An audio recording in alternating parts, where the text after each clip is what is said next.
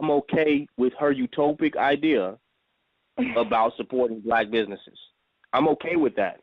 I don't feel any violence, hatred, or aggression. I would like to throw some other ideas at her about black-owned business because I don't believe that there's no black-owned business in America. I think business itself in America is white-owned.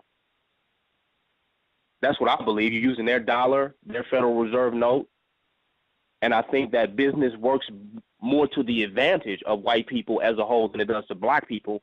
While you can have some black millionaires and some people that become very successful within that arena, I just think the whole idea of capitalism and consumerism in America works more for white people, period.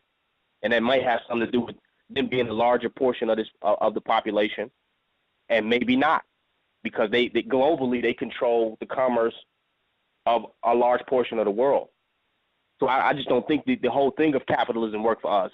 When I see every leader that starts using their own dollar that refuses the American dollar is the one that gets taken out. That starts to show me that capitalism works to me as a whole more for white people than it ever can for black. You follow?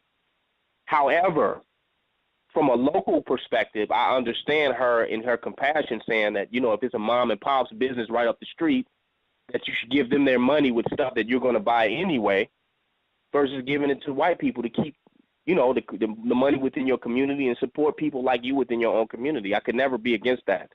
But capitalism, to me, is never, ever going to be the solution for black people, period. Its agenda is too individualistic. It's too personal. You follow? It's never going to solve our problem. But that doesn't mean that we should neglect to give to our own, and we give into the big businesses and the biggest tech corporations all day long. That if we're going to buy something, we should do our best to make sure we are supporting our own. The contradiction of that is that if your own going to charge you more than the enemy is because they're getting it from him and they have to step it up, then are we working towards our full independence as a people by buying black? If I got to buy more from a person who doesn't control the manufacturing company, right? They don't control the industry. I got to pay more to get it from them. How am I getting out of the matrix by supporting a black-owned business when they have to charge more competitively just to keep their doors open? Am I getting more into the matrix by supporting black businesses? Or am I moving more towards a type of independence that's going to pull me all the way out of the system? Where if I buy from the black business owner, I buy at retail, but if I buy where they're buying it from, I buy enough to feed a community for the next 20 years. But the person I bought it from, they might be a European or somebody of a different nationality.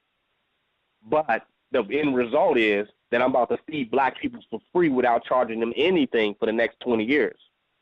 So will supporting black businesses really make us more self-sufficient and independent as a community? Or will it give us the facade of being successful entrepreneurs? But in real time, we are really under the beast of white capitalism, with a few, black people who have had some type of wealth. You follow where I'm going with that?